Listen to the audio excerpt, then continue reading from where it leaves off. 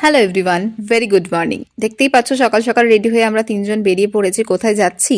পৌষ মাস পড়ে গেছে আর কালীতলায় পুজো দেওয়া হয়নি এখনো। মায়ের তো চিন্তায় চিন্তায় ঘুম হচ্ছিল না, তা মা বলল তুই আজকে অফিসটা ছুটি নিয়ে আমার সাথে চল।